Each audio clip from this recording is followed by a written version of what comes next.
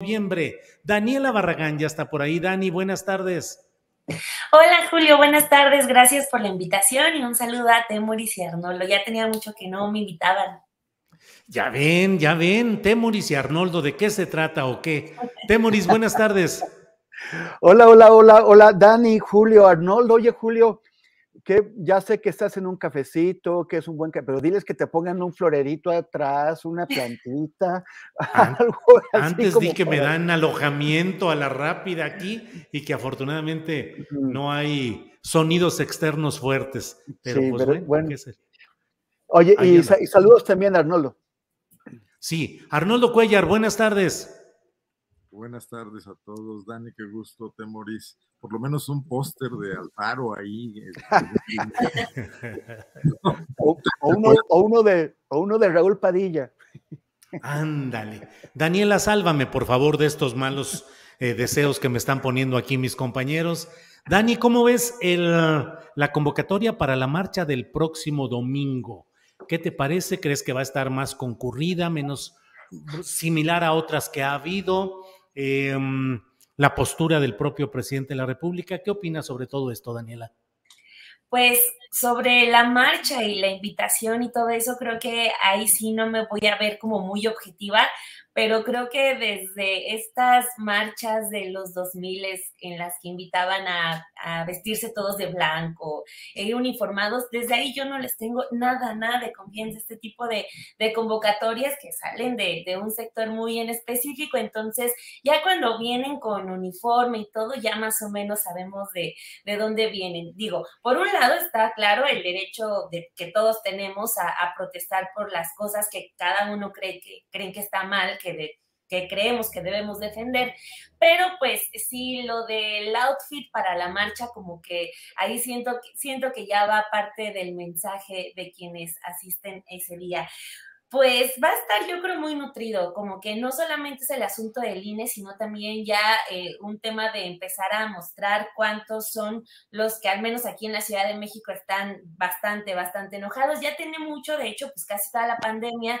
La última manifestación que recuerdo fue la de Frena, que es cuando tuvieron sus casitas de campaña abandonadas ahí en Reforma, pero ya de ahí ya la oposición no se ha vuelto a manifestar, entonces va a ser muy interesante ver cuánta gente logran concentrar.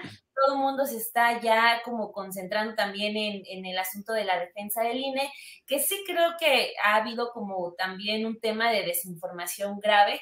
Estaba escuchando, por ejemplo, ya distintos medios de comunicación, por ejemplo, saliéndome como de mi zona de confort de los periódicos que solemos revisar, yéndome a otros, es muy impresionante, sí me impresionó cómo es recurrente la palabra de esta reforma, que busca desaparecer al INE.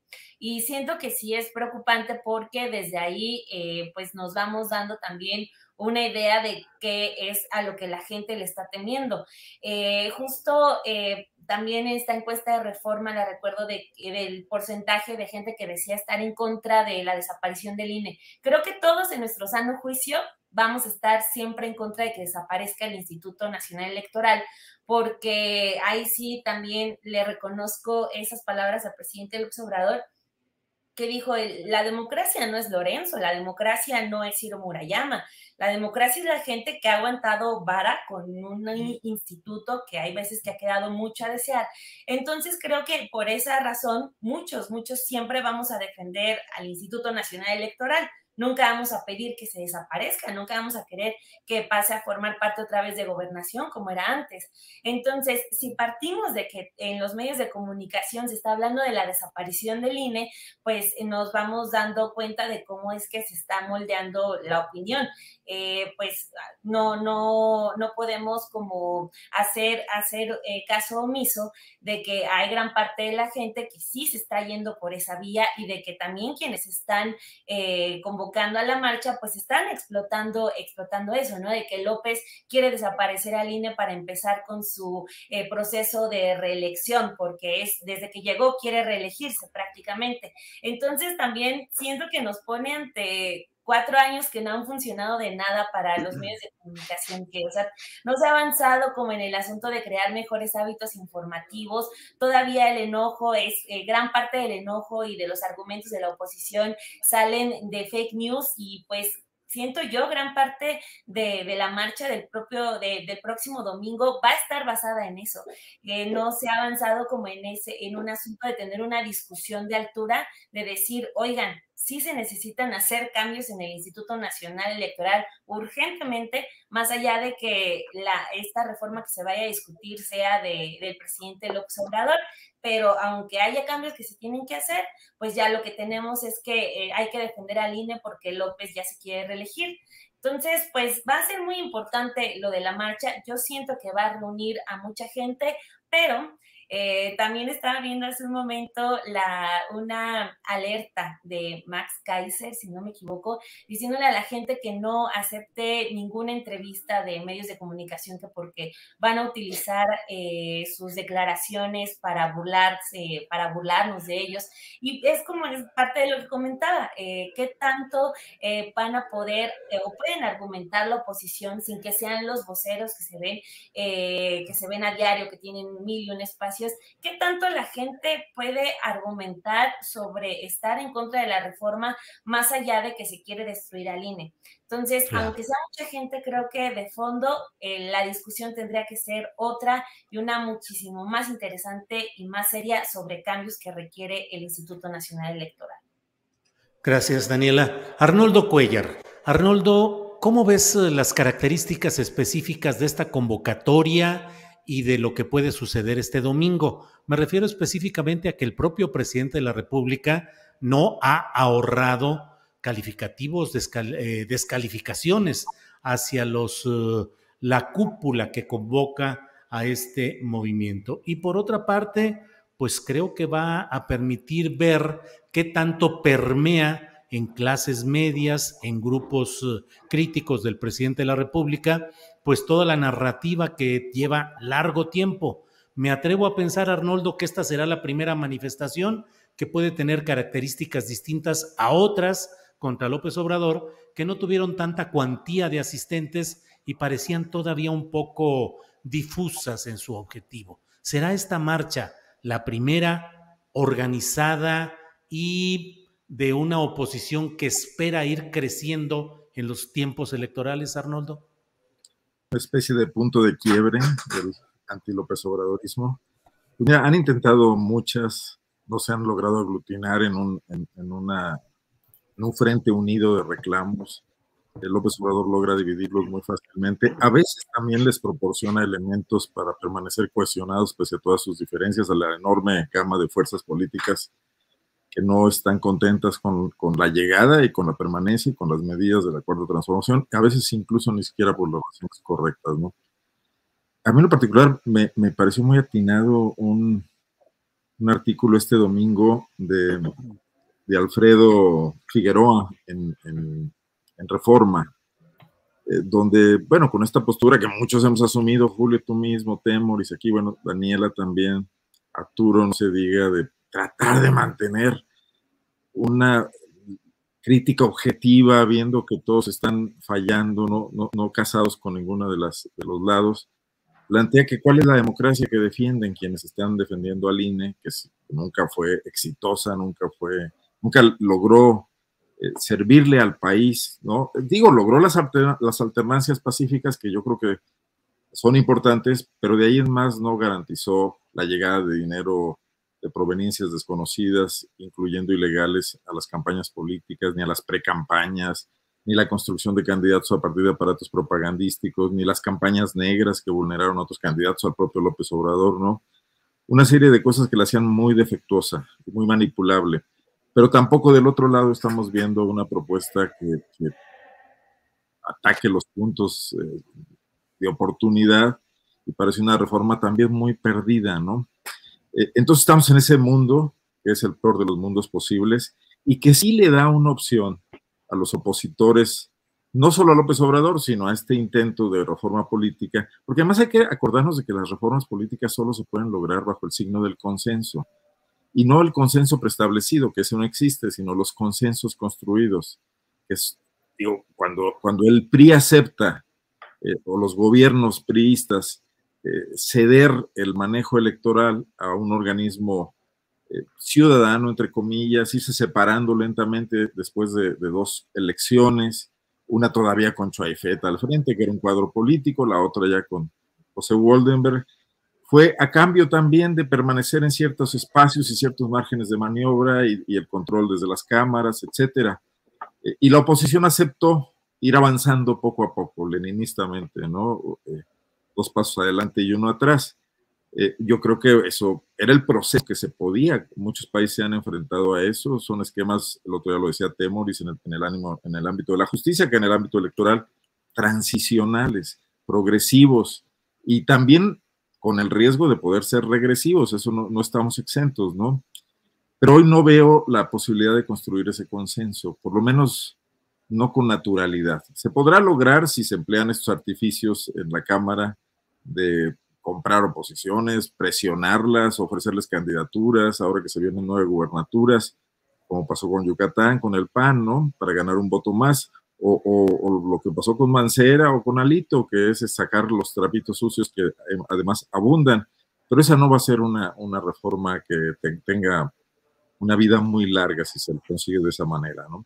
Y lo que vamos a seguir teniendo es un sistema electoral muy cojo, quizás peor que el que tenemos hasta ahora, lo cual ya es mucho decir, ¿no?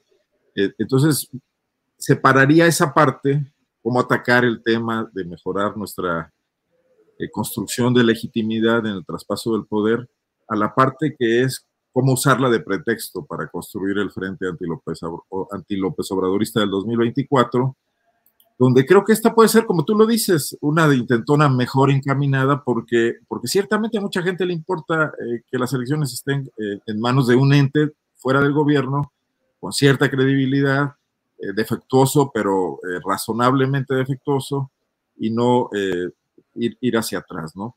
Ahora, dudo mucho que esto sea una preocupación generalizada y que lleve masas a las calles. Va a terminar impactando en estos círculos de opinión pública, muy centrados en la Ciudad de México también. Creo que no vamos a ver camiones trasladándose desde los estados, salvo quizás del Centro Fox, un par de camiones, no creo que más, ¿no? Para que llenen la Ciudad de México. Pero sí, ciertamente tienen programa, vamos, lo que no tenían las marchas anteriores, ¿no? Bien, Arnoldo. Temoris Greco, ¿qué opinas de las declaraciones del presidente López Obrador?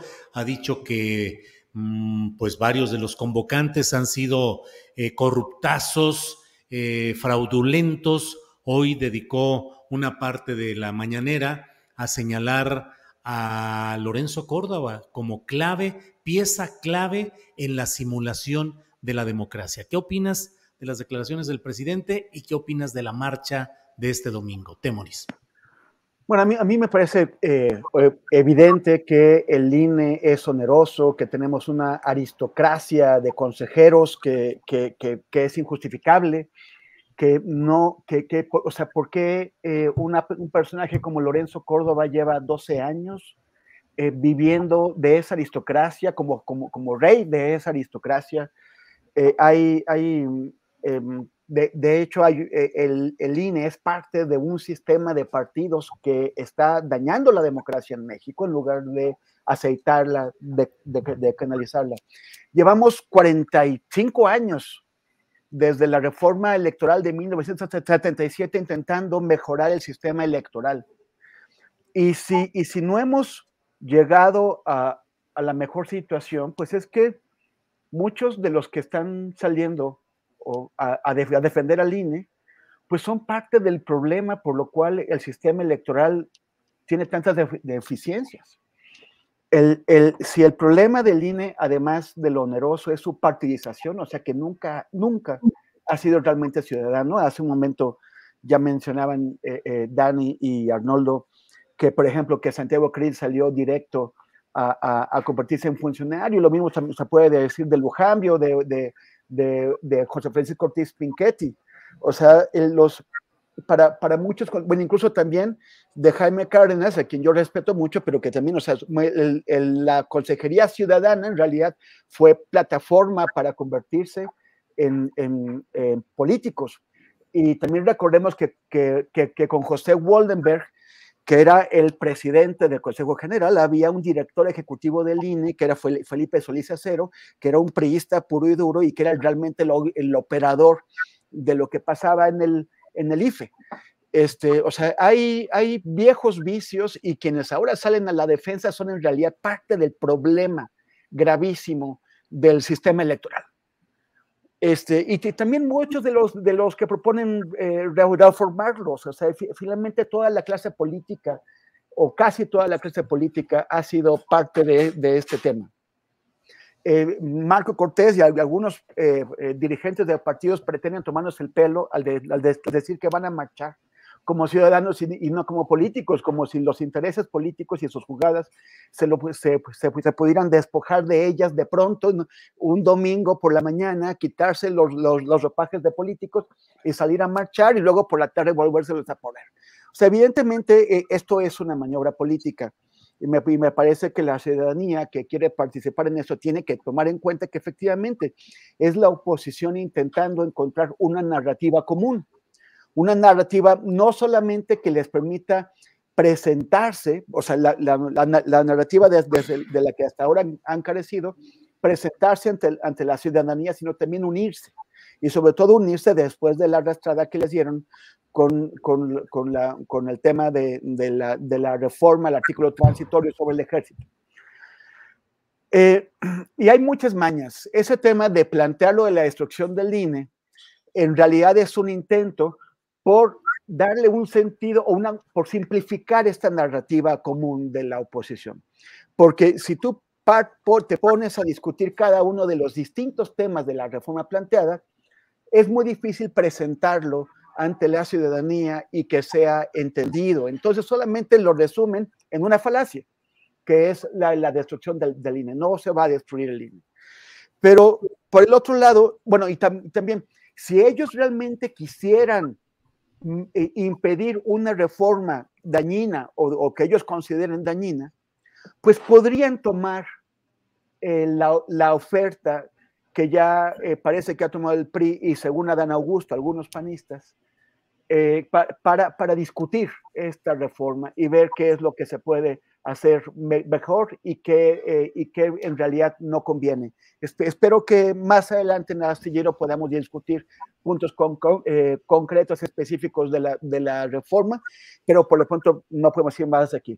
Ahora, sí, si hay gente que está manipulando, si hay gente que va a tratar de llevar agua a su molino con esto, eso no es ilegal y no es políticamente ilegítimo, y absolutamente todos los actores políticos en este país lo han hecho. Si hay ciudadanos que quieren aprovechar esta oportunidad para manifestar su descontento con el gobierno, su descontento con el presidente, es legal, es legítimo y es su derecho. Bien.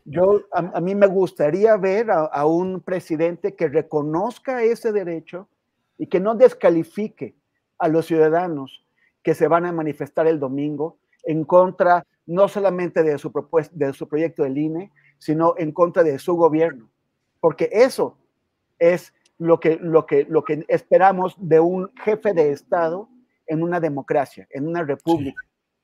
Sí. Y a mí me parece y me duelen los insultos, como me dolieron hoy, que hace un rato que estaba escuchando a Ricardo Rafael conversando contigo, y que insiste que lo siguen espiando desde el ejército, y no solamente eso, sino que le están pasando esa información a Isabel Miranda de Wallace, la que hace unos días mandó golpeadores a tomar las calles e impedirle a Ricardo y a otras personas su libertad de claro. tránsito. Claro. Cuando Ricardo Rafael denuncia que lo espían, el presidente, en lugar de pedir que se investigue este espionaje, lo atacó y lo convirtió en un conservador que Ricardo no es. Y yo me pregunto, si descubro que a mí me espían y lo denuncio, a mí también me van a decir que soy un conservador, un representante de la mafia del poder, por pedir el amparo de la justicia. Claro. O sea, yo creo que ese discurso no es positivo para la democracia, no es positivo para un mejor ambiente político y democrático. Bien, Temuris. Arnoldo, ¿quieres decir algo? muy puntual. Incluso siendo conservador, nadie tiene por qué espiarte. O sea, la descalificación del presidente no solo sobra, sino que valida un delito, lo normaliza, ¿no? Claro. Les pido un minutito que pudieran dar de una respuesta rápida a una pregunta que tengo aquí. Daniela, ¿esta manifestación del domingo es en defensa de un sistema electoral o es en contra del presidente López Obrador, como él mismo lo ha venido diciendo? ¿Qué opinas, Daniela? Sí, yo sí considero que es abiertamente en contra del presidente López Obrador, justo también por lo que estaba comentando Temoris, y también lo mencionaba yo al inicio. Si nos ponemos a hablar sobre puntos de una reforma electoral, quitemos que la propuso López Obrador. López Obrador no es el presidente ahorita y salió de una ONG o una organización civil, como les gusta llamarles a ellos. Si salen que podemos reducir o quitarnos ya los plurinominales, que son los peores representantes que hemos tenido, ¿de verdad estarían en contra de eso? Así, si no existiera López Obrador y les pusieran esa propuesta sobre la mesa, creo que lo pensarían más de una vez. Pero, pues, viniendo lo que, o sea, saliendo cualquier cosa del despacho de López Obrador es automáticamente estar en contra, y la única prueba que hay de eso, y es prueba contundente, es el asunto de su moratoria constitucional, que dijeron que no iban a votar absolutamente nada de él. Entonces sí considero que es un movimiento en contra de todo lo que tenga que ver con López Obrador. Gracias, Daniela. Arnoldo, en esta preguntas y respuestas rapiditas, ¿qué opinas? ¿Es una manifestación en defensa de un sistema electoral o contra López Obrador? A ver, es anti-AMLO. No han logrado el tema que unifique. No lo lograron con la falta de medicamentos. La falta de medicamentos podía ser real. La falta de medicamentos a los niños con cáncer, el cierre de los albergues para mujeres, todo podía ser real, pero trataron de construirlo desde think tanks como el gran esquema unificador de una manifestación política contra el presidente. El gran caso. Creo que esta vez es un elemento más genérico, importa a más gente, con una cuestión más acreditada, y el propio hecho de que López Obrador se lance todos los días contra el INE y contra Lorenzo Córdoba abona a eso. O sea, pero es la construcción de una agenda anti-AMLO, a ver si esta vez sí pega, ¿no? Y queda de lado el debate instrumental de las elecciones en México, su organización, su credibilidad y su mejoría, ¿no? Bien, Arnoldo, gracias. Temoris, tu opinión sobre esta pregunta que hemos hecho. Pues lo que dijeron Daniela y Arnoldo es exactamente eso. O sea, así es. No hay vuelta de hoja, es contra las políticas de López Obrador y contra lo que se ha ido. Perdón. AMLO es muy bueno para darle agenda a sus adversarios, y sus adversarios son pésimos para construir narrativas distintas de lo que él le plantea y conectar con la gente. Es que o sea, si hay algo, lo único que los une es estar contra el presidente, no hay otra cosa. O sea, no tiene ni siquiera, ya no diría visiones comunes del país, no tiene nadie de ellos una visión del país, un proyecto. Entonces necesitan que el presidente les dé con qué unirse y hacer oposición. A ver, pero usando términos beisboleros, AMLO le lanza bolas muy fuertes que han salido hasta ahora todas de foul. Pero en una de esas les puede pegar una, y la misma fuerza que le impone el presidente es la que va a generar la reacción que puede darles un éxito, ¿no? Daniela, ¿has visto que el propio presidente, con su discurso muy directo y muy rudo contra esta marcha, está haciendo un poco esto que dice Arnoldo en términos beisboleros, de que la fuerza del picheo puede resultar en una ayuda para el bateador? O sea, podría ser que en el fondo toda esta discursiva presidencial ayude a la marcha del domingo. Pues sí, porque, por ejemplo, también hoy en la portada de Reforma estaba así hasta con tipo historieta, como les había llamado, ¿no? Hipócritas, no sé, con todas las etiquetas que les lanzó ayer, recuerdo solo la de hipócritas, y pues claro que eso les enciende. Yo creo que todo el mundo cuando despertó y abrió su periódico que les llega por suscripción de Reforma, dijeron, López otra vez ya está, pues ahora va a haber el domingo, ¿no? Que aparte creo que es el cumpleaños del presidente, si no me equivoco. Entonces, sí. o sea, justo también en el día de su cumpleaños. Pero por otro lado, pues el presidente honestamente ahí sí es muy hábil, ¿no? Y también no por nada es un político que ha sobrevivido tanto tiempo, o sea, al menos todavía de 2000 a 2006 tenía como su puesto formal en la Jefatura de Gobierno, pero del 2006 hasta ganar en 2018, no por nada estuvo siempre en el centro del debate. Entonces también es como parte de su juego. Siento que definitivamente sí se la ponen muy fácil. Ahorita que estaban mencionando sobre los puntos que la oposición estaba utilizando para intentar tener estas banderas de lucha, yo estaba recordando que al inicio también apenas gana López Obrador, una de esas banderas de lucha era la cancelación del aeropuerto de Texcoco. O sea, de verdad les dolió demasiado que se cancelara esa obra de Peña Nieto que íbamos a ver, yo creo, hasta el 2030, después de quién sabe cuántos millones de pesos gastados. Entonces, o sea, si al presidente López Obrador, que es hábil, le ponen esta bandera de lucha, que es la cancelación del aeropuerto de Peña Nieto, pues realmente es como, pues sí, un antojito sabatino el poder ahí bajarles toda su indignación, pero pues sí, el hecho de que vengan los calificativos de parte del presidente, pues claro que les genera molestia y también esa se va a ver el domingo, sin duda. Gracias, Daniela. Arnoldo Cuellar, ¿crees que estamos entrando ya en una espiral de una mayor violencia verbal y también de asomos de violencia física, como lo vimos, por ejemplo, en el caso de Ricardo Rafael, en el que evidentemente hubo acciones físicas de bloqueo del tránsito de un ciudadano, periodista o no, rumbo a un lugar público? ¿Sientes que va acelerándose el pulso, la emoción y la agresividad política en estos días, Arnoldo? Bueno, recuerden que yo estoy en Guanajuato y acá las cosas están a peso. Entonces, hay muchos tipos de violencia. Yo no identificaría lo que le pasó a Ricardo Rafael con todo lo reprobable que es el uso de estos porros por parte de quien sea, en este caso la señora Isabel Miranda, con un tema político estrictamente, ¿no? Es la represión a un comunicador que además tiene esta valentía de ir a enfrentar ahí civilmente la polémica que ha mantenido en textos, en artículos, etcétera, ir a confrontar con lo que ella hizo. Es arriesgado, es también como ir a reportear a, no sé, Santa Rosa de Lima en Guanajuato, pues uno sabe a qué le entra, más si sabes ya cómo es esta mujer, los privilegios que tiene, ya lo mandó a espiar, etcétera. Además, no poca cosa con el ejército. Es una cosa muy puntual. La violencia verbal en la política ha estado instalada hace tiempo. Yo creo que traemos un buen rato con eso. Yo creo que López Obrador, las conferencias mañaneras sí han servido para eso, sobre todo porque son cotidianas y porque tiene oportunidad de responder todos los días, elevar y bajar el tono, lo que sea.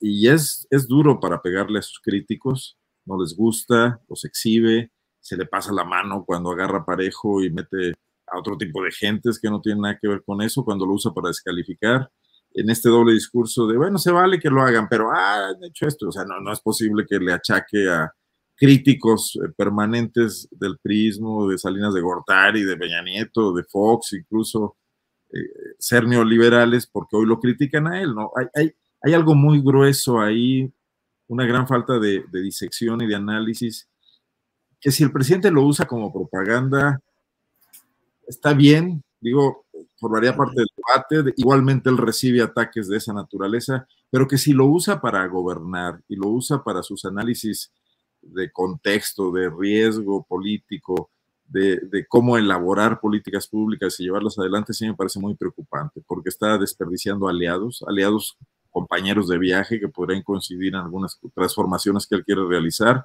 y los está lanzando del otro lado, a donde ni siquiera están a gusto, pero situados en un limbo, pues, ¿no?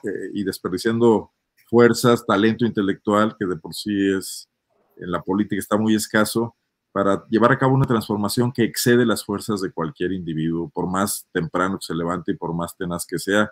Es un país con muchos rezagos, con muchos intereses, con mucho saqueo, con una historia permanente de injusticia, y creo que esa tarea que se echa López Obrador, también a veces entrando en colisión con sus propios colaboradores, de los cuales muchísimos han salido de su gobierno. Tú entrevistaste ayer a Toledo, a Víctor, que salió por intrigas políticas al interior de su dependencia, como hoy la señora Burns, ¿no?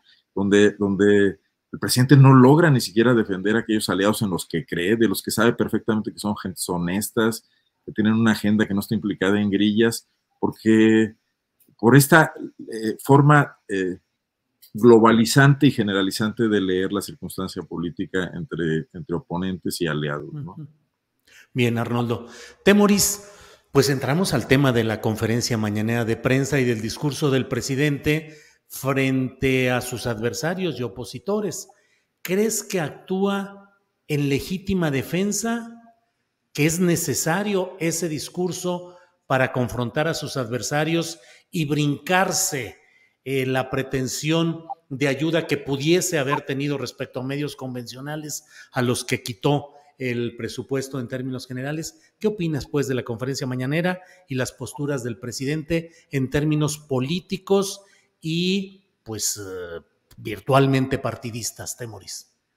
Bueno, a mí me preocupa, y esto es una cosa que ya llevamos años discutiendo desde que hay conferencia mañanera.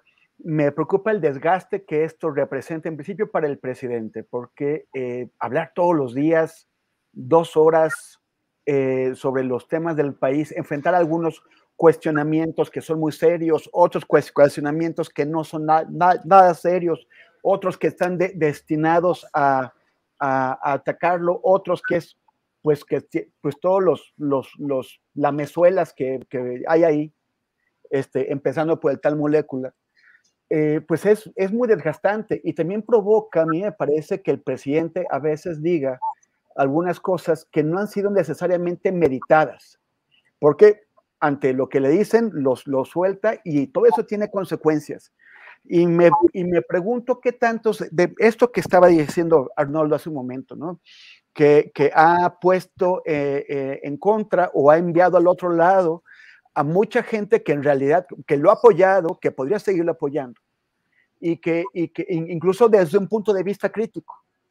Pero quizás, o sea, ¿qué tanto de esto es un planteamiento táctico que se hace el presidente, y qué tanto es el resultado de tener que responder de pronto en esas mañaneras, y qué depende de la información de la que dispone o la que le falta, y también de su estado de humor en ese momento? Yo creo que sí le ha funcionado muy bien para contrarrestar el poder de medios de comunicación que están, pues, en manos de lo que él llama la mafia del poder. La misma mafia del poder, por cierto, que está en su consejo asesor empresarial, son los mismos. Pero bueno, pero sí le ha servido para contrarrestar esto. Pero si yo fuera su asesor y él me escuchara, que se sabe que no escucha a sus asesores, pero bueno, estamos hipotetizando. Yo le sugeriría hacerlo 2 veces, a lo sumo 3 veces a la semana, 2, para evitar desgaste, para controlar más el discurso, y también para que se pudiera concentrar en otras cosas.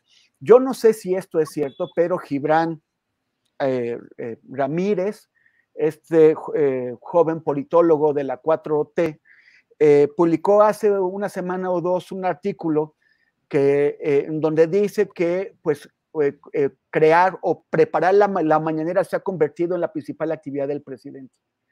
Y si no es la principal, como él dice, sin duda es algo que le ocupa muchísimo tiempo, porque no es fácil, no es nada fácil. Para cualquiera de nosotros sería extremadamente desgastante. Entonces yo sí tendría otro tipo de recomendación.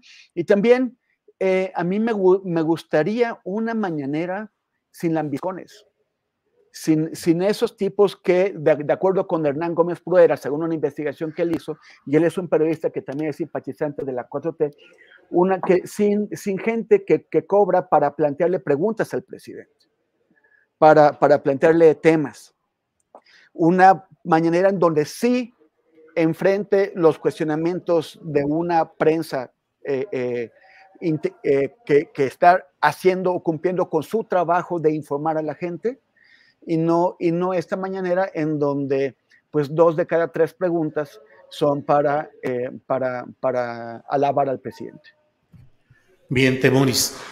Daniela, lo que quieras agregar sobre este tema, y de una vez voy abriendo antes de que se nos acabe el tiempo, lo que puedas decirnos también respecto a esta guerra de fiscalías, la de la Ciudad de México y de Morelos, a partir del caso Ariadna. Los temas y el enfoque que quieras en estos temas, Daniela. Sí, solamente para cerrar el caso de lo de la información y las mañaneras, pues sí, nos habla de un presidente que yo creo que está bastante solo, porque pues si no lo hace él, su equipo, pues no sé si porque él no quiera que su equipo lo haga, sino que él parece que tiene que esquivar todas las balas, así, no sé si por decisión propia o por qué razón, pero sí también apoyo esa moción de que sería mejor una mañanera en la que igual, en lugar de dar una explicación, diga, ok, vamos a ver de qué se trata este tema que nos están exponiendo, porque sí, hay veces que ese bote pronto no ayuda demasiado, pero pues también ya es una herramienta ya no solo de López Obrador, sino de la gente, o sea, yo no sé qué va a pasar después cuando si a la gente le quitan las mañaneras, ahí sí ya les van a quitar una herramienta muy, muy, muy importante, que también es algo que se debe tomar en cuenta.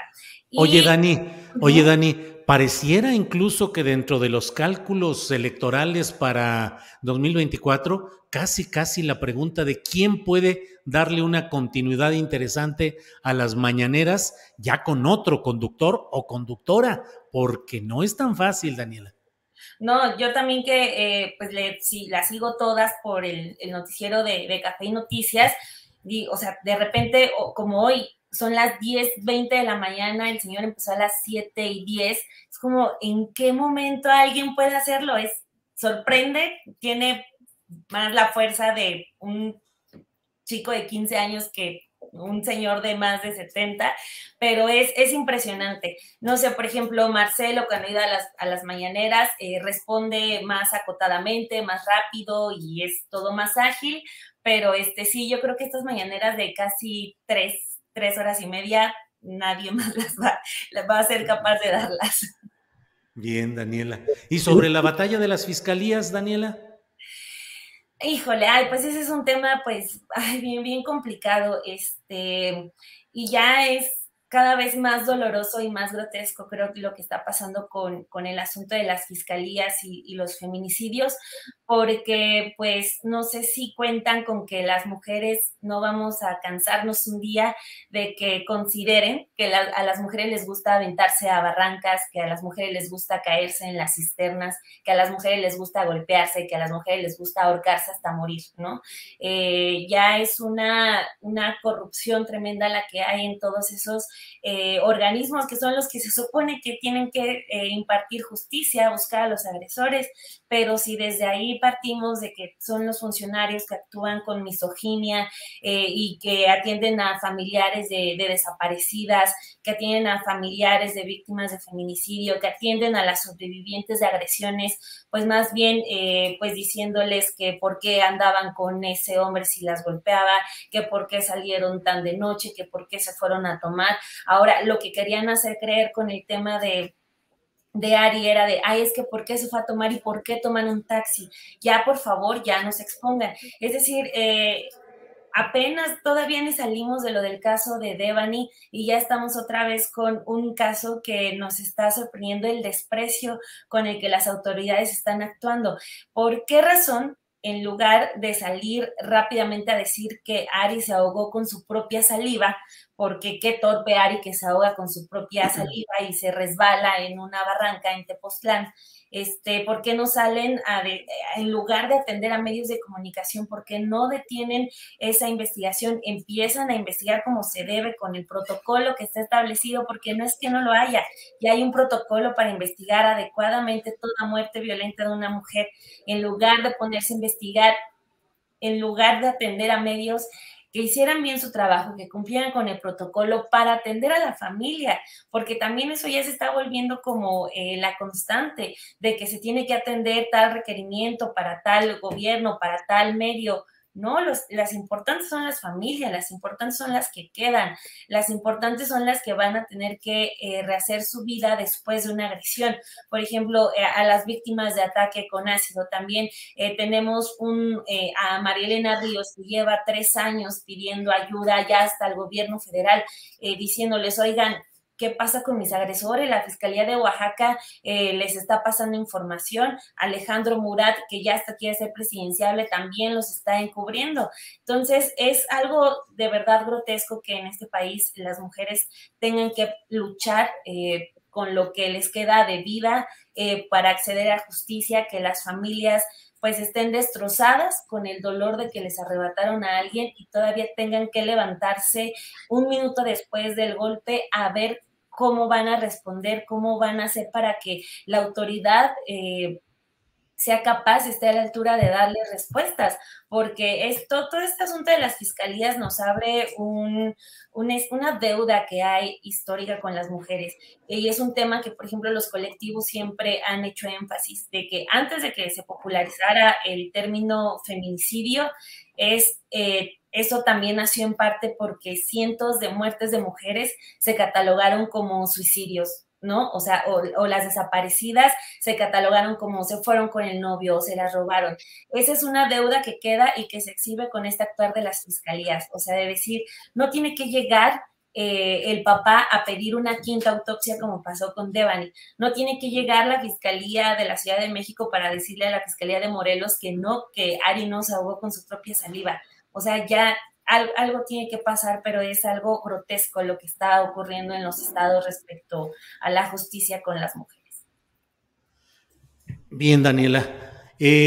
Arnoldo, en esta batalla de las fiscalías no puede dejarse de lado los actores políticos involucrados. Un fiscal que fue dejado, que fue propuesto y sacado adelante por Graco Ramírez, que fue gobernador a nombre del PRD en Morelos, y Claudia Sheinbaum, que entra duro con una serie de señalamientos junto con la fiscalía de Ernestina Godoy.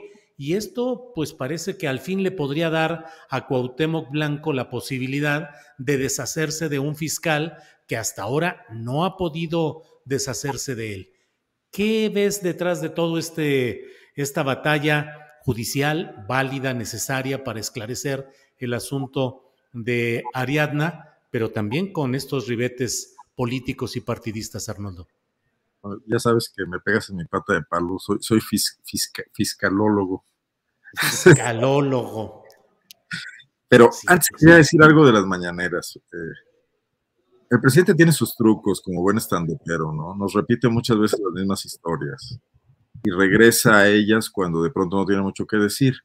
Y como no es un debate académico, pues ningún reportero le va a contestar ahí que el ejército mexicano que formó Venustiano Carranza también es el mismo que lo asesinó y que asesinó a Zapata y que trató de rebelarse 2 veces en 2 elecciones fallidas y que se convirtió en mucho antes del Tren Maya y del aeropuerto, se convirtió también en un lugar de negocios importantes para los generales durante el callismo y después también, ¿no? Entonces es una falacia que ese ejército por su origen se mantenga impoluto. Independientemente de todo, si alguien quisiera discutir de historia, pues se podría ir y decirle, a ver, presidente, ¿qué opina de esta azonada y de este episodio y todo? Pero no va uno a eso, los reporteros no van a eso, y entonces se queda la versión del presidente, que hoy la volvió a decir, la había dicho hace pocos días, para defender esa cuestión, que ni siquiera es un argumento, porque no estamos hablando de un debate histórico, sino de realidades y de lo que está pasando con el caso de Ayotzinapa, etcétera. Pues ahí hay mucho truco. También se nota un agotamiento, porque también un orador que repite tanto lo mismo y que da esos círculos y regresa, también de repente exhibe que ya no hay la capacidad de respuesta creativa e imaginativa. También recurrir a los insultos me parece una especie de cansancio ya. Pero bueno, dejo esto de lado. El tema de las fiscalías es súper relevante en México desde hace aproximadamente 10 años, cuando se discutió la reforma penal acusatoria y cuando desde think tanks académicos y de la sociedad civil se logró imponer la visión a un sistema político agobiado, al calderonismo agobiado por la guerra contra el narcotráfico y también al peñismo que no sabían qué hacer ya con esos temas por el enorme rezago de las viejas procuradurías, y compraron la idea de ir a ver el sistema chileno y de robar una serie de planteamientos y tropicalizarlos rápidamente para generar primero el sistema penal acusatorio con los mismos viejos policías acostumbrados a la tortura, lo cual ha generado un híbrido imposible ahí de desmadejar, además con esta cuestión donde les dieron a las fiscalías la posibilidad de convertirse en un poder judicial alterno al resolver casi el 60%, si no me equivoco, bueno, varía de estado a estado, de los casos en lo que ellos llaman sede ministerial y decidir no hacer investigaciones, mandarlas a archivo, lograr negociaciones entre las partes en conflicto sin llegar ante un juez y solo muy pocas judicializarlas, lo cual también crea una deformación importante. Pero lo más relevante que nunca se vio, y aquí alguien en el chat preguntaba que si alguien puede explicar por qué duran tanto los fiscales. Las reformas establecieron la autonomía de las fiscalías para que pudiesen no estar atadas a intereses políticos de los gobernantes en turno, presumiendo equivocadamente que el político sí podía tener intereses políticos y el fiscal era un ser angelical impoluto que no los iba a tener.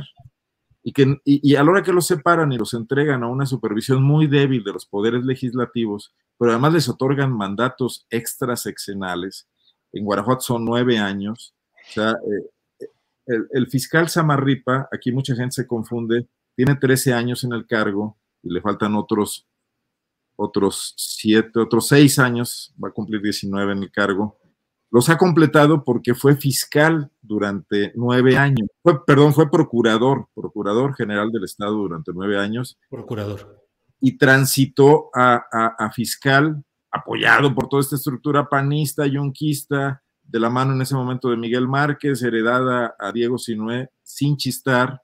Aquí no ha habido alternancias, y no solo alternancias, sino que ya hay una especie de tutelaje político, ¿cómo se llama esto? De lo que hacía Calles, Julio. Cacicazgo, maximato. Maximato, es como le hemos llamado, un maximato político, primera vez que ocurre a nivel estatal, del gobernador Márquez sobre el gobernador Sinué.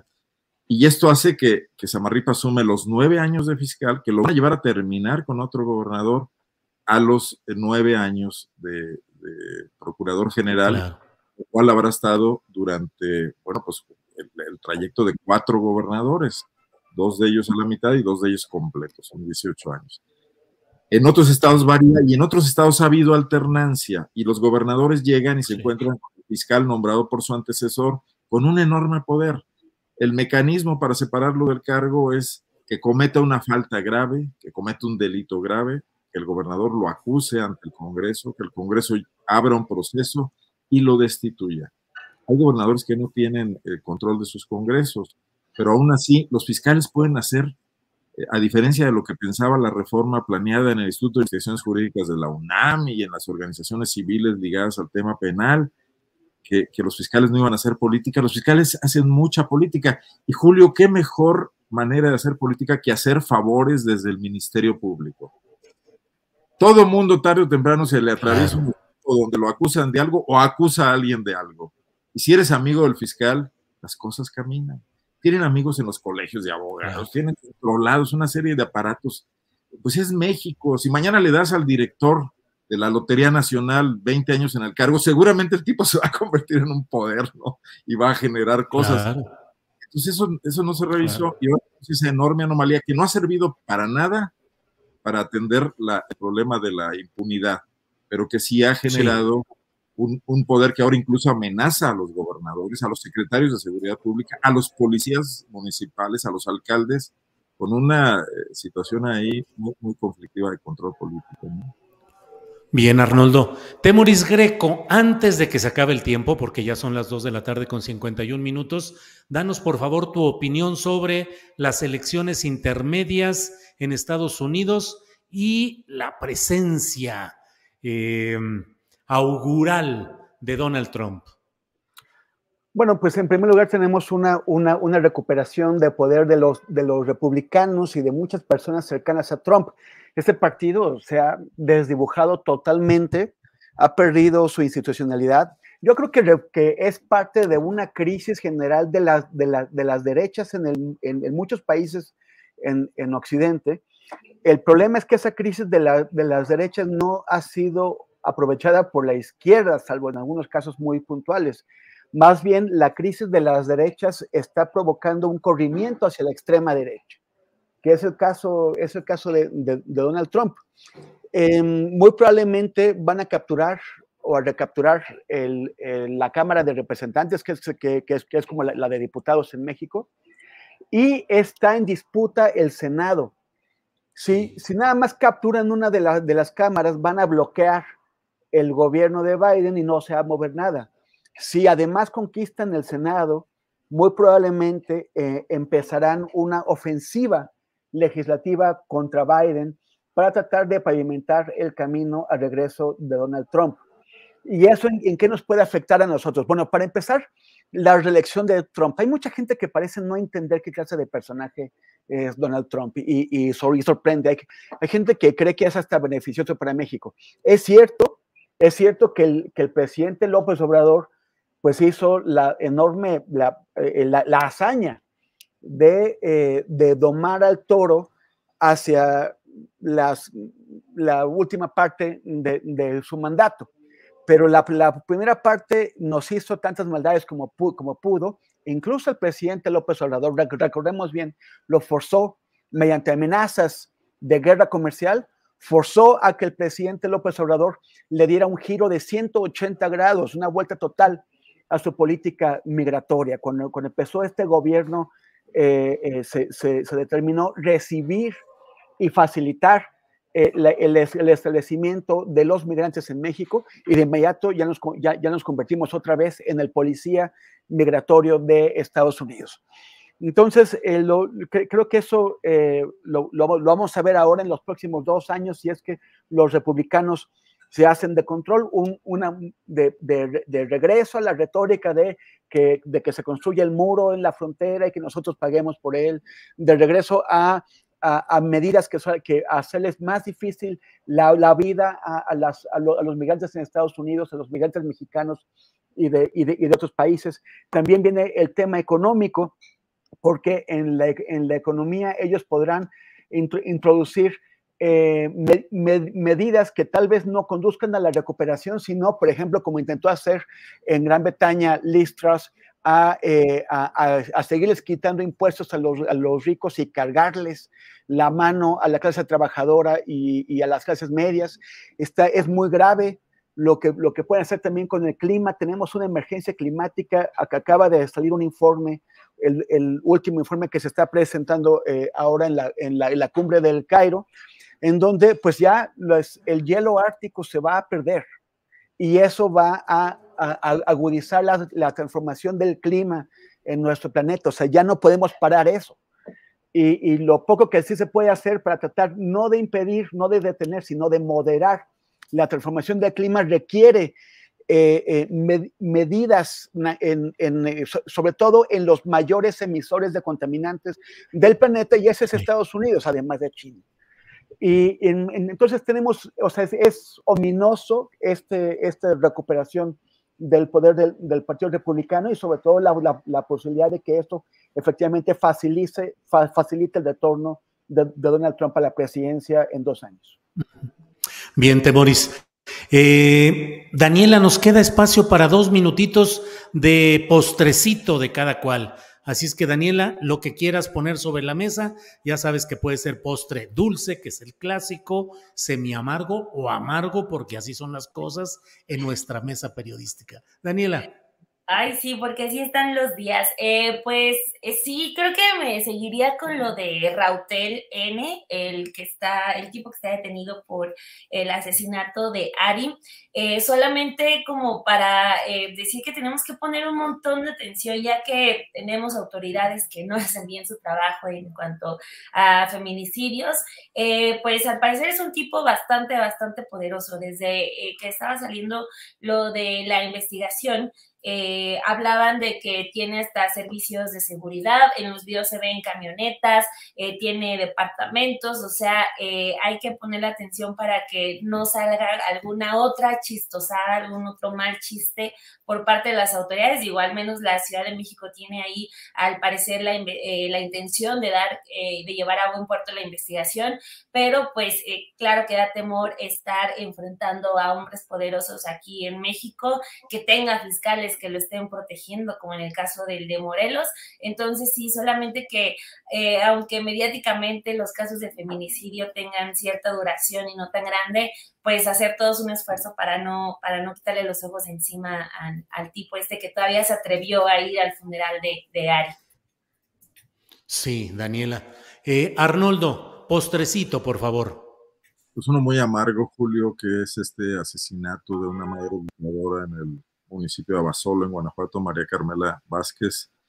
Es la quinta persona relacionada con grupos de búsqueda que es asesinada en los últimos 2 años en Guanajuato, un estado que hasta 2019 negaba enfáticamente que hubiera fosas y que hubiera desaparecidos, y que la Fiscalía sistemáticamente presentaba ante estos mismos organismos que las califican y que han hecho un buen negocio de los análisis de cómo funcionan las fiscalías, diciendo que en Guanajuato encontraban al 90 y tantos % de todas las personas desaparecidas. Esta realidad estalló en 1000 pedazos durante la pandemia en 2020, cuando Guanajuato se convirtió en el estado con más fosas descubiertas en estos 2 años. Se organizaron, más bien la organización de los movimientos de familiares de desaparecidos, de buscadoras, lo que logró imponer el tema en Guanajuato. Ellas fueron las que se lanzaron a encontrar estas cosas, y hoy vemos que están desprotegidas absolutamente, con comisiones de búsqueda y de atención a víctimas en Guanajuato que no reciben presupuesto del Estado. El presupuesto que reciben de la Federación lo desperdician porque no están a tiempo para cumplir con los requisitos, y que al gobierno panista no le interesa de ninguna manera. Esto, preocupado como está por presumir lo bien que andamos, la grandeza de Guanajuato, la atracción de inversiones, que por cierto, en estos días ha quedado en claro que León es una de las ciudades con mayor pobreza en el país, con mayor pobreza de niños, niñas y adolescentes, con los salarios más bajos, con la brecha salarial más baja. Se publicó un artículo muy interesante el día de ayer de Viri Ríos en Milenio sobre este tema, todo muy documentado en datos. Entonces, pues nada más dejar este espacio. Ese es el primer estado que rechaza abiertamente en su Congreso el tema de darle más tiempo a la Guardia Nacional, al Ejército, para mantener la vigilancia, por razones ideológicas, claramente, porque dependen de ellos. Cada día va el gobernador y solicita más respaldo, se reúne con los generales, los llena de elogios, hacen juntas con ellos. Ellos están metidos en la militarización. Claro. Daron nada más la señal de que la rechazan, entre comillas. Gracias, Arnoldo. Temoris, postrecito, por favor. Oye, pues mira que personas que siguen nuestra mesa y en general tu canal y tus programas me buscaron para comentar y para compartir su inquietud, su molestia y su preocupación por un tema que está atorado o que ni siquiera está atorado, sino que está avanzando mal en Topolobampo, en el estado de Sinaloa. Sí. Es el municipio de Ahome, en el norte, cerca de los Mochis, donde una empresa alemana está construyendo una planta de amoníaco. Desde la perspectiva de la gente que se opone a esta planta, pues esto va a tener, o sea, para empezar, el riesgo de un accidente. Hay un volcán submarino al lado de donde se va a construir la planta, entonces esto podría provocar un accidente. Hay temas de contaminación, de contaminación del aire, que puede provocar enfermedades de la piel, de los ojos. Hay también riesgo de contaminación marina del agua, de la pesca que viene de ahí, que afecte no solamente a los pescadores, sino los productos que van a las mesas de las personas en Sinaloa y hasta más allá, seguramente a otros estados o incluso a Ciudad de México. Se han estado oponiendo a esto, pero creo que su mayor desconcierto es que fue el presidente para allá y luego fue Claudia Sheinbaum en eventos separados y no aceptaron reunirse con las personas que se están oponiendo. Yo creo que una reunión estaría muy bien para que ellas se expongan sus inquietudes y para que les digan por qué sí o por qué no es tan mal, qué es lo que tanto de sus temores están fundados, qué tantos no, posiblemente no sean correctos o tal vez sí, eso no lo sabemos, pero lo que sí es que merecerían ser escuchados por las autoridades y su desconcierto es que fue el presidente, fue Claudia Sheinbaum, y ninguno de los dos aceptó reunirse con ellos, y en lugar de ellos se reunieron con una persona a la que identifican como el prestanombres de esta empresa alemana. Entonces, bueno, quería aprovechar el postrecito para compartir esto con la esperanza de que las autoridades puedan hacerles caso y reunirse con ellos. Y también algo que me faltó y que yo creo que es muy importante. También una recaptura del poder por parte de los republicanos en Estados Unidos va a tener un impacto en temas como los derechos reproductivos de las mujeres. Ya sabemos que los republicanos, sobre todo con Donald Trump, lograron apoderarse de la Suprema Corte de Estados Unidos de una forma pues exagerada. O sea, tienen una mayoría de 6 jueces, de 6 magistrados contra 3. Y ahora se esperaba que hubiera tiempo para colocar algún magistrado que pudiera pues revertir en una cierta medida esto, pero no ha sido posible y también el Congreso no ha podido pasar medidas que permitan garantizar el ejercicio de los derechos reproductivos para las mujeres. Entonces, sí, eso es también una de las consecuencias graves que esto va a tener. Bien, pues muchas gracias. Gracias por esta mesa de periodismo. Daniela, muchas gracias y buenas tardes. Muchas gracias, Julio, por la invitación y un abrazo a Arnoldo y a Temoris. Nos vemos pronto y a todos gracias por escucharnos y dejen su like. Claro que sí. Gracias, Daniela. Arnoldo Cuellar, muchas gracias y buenas tardes. Muchas gracias. Antes de despedirme, compartir que pues ya estamos cubriendo el estado de Aguascalientes, donde también parece la prensa muy amenazada de silenciamiento, con una muy buena reportera. Estaremos ahí también trayendo algunas noticias de este estado del centro del país. Muy bien, Arnoldo, gracias. Ya viene la aguascalientización de informa. Primero hay una guanajuatización de Aguascalientes, porque el esposo de la gobernadora es el famosísimo Luis Alberto Villarreal. Expresidente de San Miguel de Allende. Los afanes imperialistas de los guanajuatenses siempre. Así es, Temoris. Temoris, gracias, buenas tardes. Gracias, Dani, Arnoldo, Julio. Y bueno, invitarlos a seguirnos. Dani ya saben que está siempre sin embargo, a Julio ya lo conocen más que bien. Café y noticias. Y yo en mis redes, en @Temoris en Instagram y en Twitter y facebook.com/Temoris. Muchísimas gracias y nos vemos el martes. Saludos. Gracias, hasta luego. Bueno, igualmente.